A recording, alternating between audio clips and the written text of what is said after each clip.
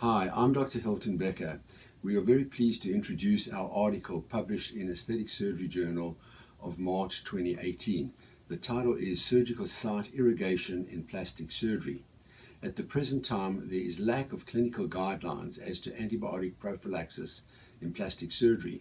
Surgical site irrigation is commonly used intraoperatively.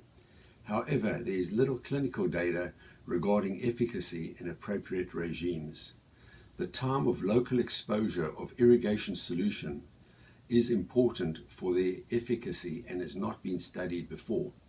The purpose of our study was to investigate the efficacy of various intraoperative pocket irrigation solutions under different exposure times.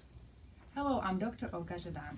We developed an in vitro model which simulated a contaminated surgical pocket. The most common microorganisms involved in surgical site infections were seated on the growth medium. Irrigation with various antiseptic and antibacterial solutions was done under different exposure times. The assessment of bacterial survival was performed after 24-hour incubation. The most effective irrigation agents in our study was found to be 0.05% chlorhexidine and triple antibiotic solution, described by Adams before. Complete suppression of contamination in our study was only achieved with prolonged exposure times, up to 30 minutes.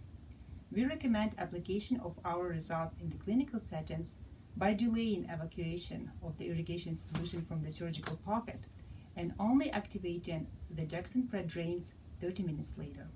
Thus, we concluded that intraoperative wound irrigation with an optimal antimicrobial agent with at least 20 to 30 minute exposure time offers effective antimicrobial prophylaxis of the surgical site. Given the proper use, wound irrigation may negate the necessity of intravenous or prolonged oral antibiotic prophylaxis. Our further research interest lies in prophylaxis against atypical Mycobacteria periprosthetic breast infections.